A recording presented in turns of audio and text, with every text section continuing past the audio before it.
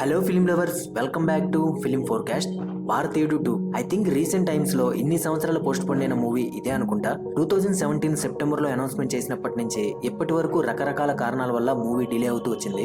First Dil Raju గారు take up చేసిన project ఏవో కారణాలతో ఆయన తప్పుకున్న తర్వాత లైకా ప్రొడక్షన్స్ వాళ్ళు టేకప్ చేశారు. ఆ తర్వాత కోవిడ్, షూటింగ్ లో యాక్సిడెంట్, సీజీ వర్క్, ఇలా చాలా కారణాల వల్ల షూటింగ్ ఆగుతూ వచ్చింది. ఈ మూవీలో సీజీ వర్క్ గురించి స్పెషల్ గా మాట్లాడుకోవాలి, అదేంటో చెప్తాను. ఆ తర్వాత ఫైనల్ గా రెడ్ జైంట్ మూవీస్ వాళ్ళు జాయిన్ అయ్యాక షూటింగ్ కంప్లీట్ అయ్యి ఈ మంత్ 12th కి రిలీజ్ అవుతుంది. ఈ మూవీతో after a long gap Shankar గారు ఆయనకి ఇష్టమైన విజిలెంటే జానర్ తో వస్తున్నారు. అంటే ఒక వ్యక్తి సొసైటీలో ఉండే అవినీతి, అన్యాయం వల్ల తన జీవితంలో ముఖ్యమైన వాళ్ళని లేదా ముఖ్యమైన దాన్ని కోల్పోయినప్పుడు సిస్టమ్ ని లానే తన చేతుల్లోకి తీసుకుని ఎదురు తిరగడం. శంకర్ గారి కెరీర్ లో మోస్ట్ సక్సెస్ఫుల్ జానర్ ఇది. జెంటిల్మెన్, భారతీయుడు, ఒకే ఒక్కడు, అపరిచితుడు, శివాజీ అన్ని కూడా సూపర్ హిట్ సినిమాలు. ఈ జానర్ లో వచ్చే చాలా సినిమాలకి ఆయన సినిమాలే ఇన్స్పిరేషన్ అండ్ రెఫరెన్స్ గా తీసుకుంటారు. కానీ 3 Idiots మూవీ రీమేక్ నుంచి ఆయన సినిమాలు పెద్దగా సక్సెస్ అవ్వలేదు.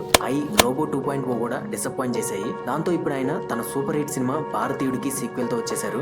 ఈ సినిమా పేరు వినగానే అందరికీ వచ్చే డౌట్ ఏంటంటే సేనాపతి క్యారెక్టర్ అండ్ ఆ క్యారెక్టర్ ఏజ్ గురించి. భారతీయుడు సినిమాలోనే సేనాపతి క్యారెక్టర్ ఏజ్ 80+ ఉంటుంది. దాని ప్రకారం ఇప్పుడు సేనాపతి ఏజ్ 106. ఇదే విషయాన్ని ఒక రిపోర్టర్ మూవీ ప్రెస్ మీట్ లో అడిగితే శంకర్ గారు ఒక రిఫరెన్స్ చెప్పారు. చైనాలో మార్షల్ ఆర్ట్స్ లో ఆరితేరిన ఒక వ్యక్తి తన మార్షల్ ఆర్ట్స్ ని డైలీ ప్రాక్టీస్ చేస్తూ ఫుడ్ అండ్ హ్యాబిట్స్ లో స్ట్రిక్ట్ డైట్ ఫాలో అయ్యి 120 సంవత్సరాల వయసులో స్టిల్ ఇంకా మార్షల్ ఆర్ట్స్ ని పెర్ఫార్మ్ చేస్తూ ఉన్నారు. సో కలరీ వర్మ అనే ఒక మార్షల్ ఆర్ట్స్ అండ్ ఫుడ్ విషయంలో పర్ఫెక్ట్ గా ఉన్న సేనాపతి అన్ని సంవత్సరాలు బతకడంలో పెద్ద ఆశ్చర్యం లేదు అని చెప్పారు. కన్విన్సింగ్ గానే ఉంది. కానీ దీంతో ఎంతమంది కన్విన్స్ అవుతారో, దీని మూవీలో ఎలా కన్విన్స్ చేస్తారో చూడాలి.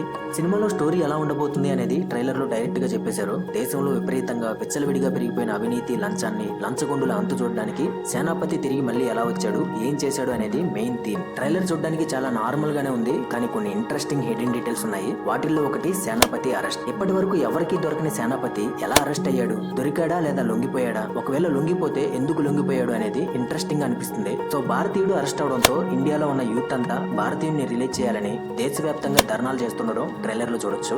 Next Siddharth and Senapathi characters link. Trailer లో ఒక డైలాగ్ ఉంటుంది, నిజాయితీగా ఉండాలి, అబద్ధం ఆడకూడదు, దొంగతనం చేయకూడదు అని మీరేగా నేర్పించారు, పెద్దయ్యాక ఇవన్నీ చేస్తేనే బ్రతకగలం అంటున్నారు అని. మేబీ సిద్ధార్థ్ చిన్నప్పుడు ఎక్కడో ఒక దగ్గర సేనాపతిని కలుసుంటాడు. అక్కడ సేనాపతి నేర్పించిన నీతి, నిజాయితీ అనే వాటిని ఆదర్శంగా తీసుకొని పెరుగుతాడు. అలా తను పెద్దవాడయ్యాక ఆ ఆదర్శాల కారణంగా తన ప్రొఫెషనల్ కెరీర్ లో చాలా ఇబ్బందులు పడాల్సి వస్తుంది. తన ఇంట్లో కూడా చాలా ప్రాబ్లమ్స్ స్టార్ట్ అవుతాయి. మదర్ సెంటిమెంట్ ఒకటి బలంగా ఉంటుంది అనిపిస్తుంది. సిద్ధార్థ్ వాళ్ళ అమ్మ కూడా చనిపోతారు అనిపిస్తుంది. దాంతో సిద్ధార్థ్ కి సేనాపతి మీద ఉన్న నమ్మకం పోతుంది. ఆ తర్వాత సేనాపతి రియాక్షన్ ఎలా ఉంటుంది అనేది ఇంట్రెస్టింగ్ గా ఉండొచ్చు అనిపిస్తుంది.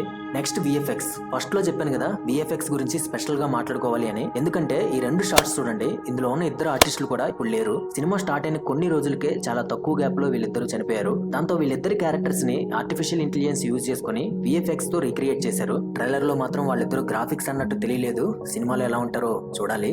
Next corruption. మన దేశంలో అవినీతి, లంచం అనేది ఎన్ని ప్రభుత్వాలు మారినా, ఎన్ని తరాలు మారినా, దాని మీద ఎన్ని సినిమాలు వచ్చినా ఇంకా ఇంకా కొత్త కొత్త కథలు పుట్టుకొస్తూనే ఉంటాయి. ఎందుకంటే ప్రతిరోజు ఏదో ఒక దగ్గర, ఏదో ఒక టైంలో, ఏదో ఒక రూపంలో ఈ అవినీతి, లంచం అనే దాన్ని మనం చూస్తూనే ఉంటాం, ఎక్స్పీరియన్స్ చేస్తూనే ఉంటాం. ఈ కరప్షన్ విషయంలో శంకర్ గారి పాయింట్ ఆఫ్ వ్యూ చాలా డిఫరెంట్ గా ఉంటుంది. ఆయన తీసిన సినిమాల్లో ఒక్కో దాంట్లో ఈ కరప్షన్ ని ఒక్కో విధంగా చూపించారు. ఈసారి ఎలా చూపిస్తారు అనేది క్యూరియస్ గా ఉంది. ఐ హోప్ ఈ విషయంలో ఆయన ఫెయిల్ అవ్వరు అనిపిస్తుంది.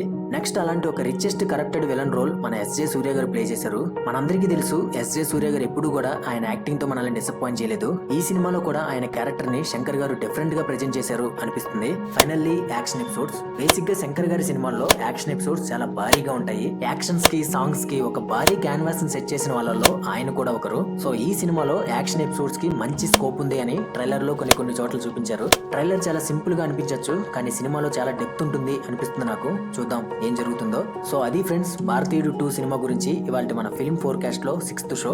ఈ వీడియో మీకు నచ్చితే ఒక లైక్ కొట్టండి. మీ అభిప్రాయాలు ఏంటో కామెంట్స్ లో చెప్పండి. మా ఛానల్ ని సబ్స్క్రైబ్ చేయడం మాత్రం అస్సలు మర్చిపోవద్దు. నెక్స్ట్ షోలో ఇంకో మంచి కాన్సెప్ట్ తో వచ్చేస్తాను. Until then take care, see you all later, bye.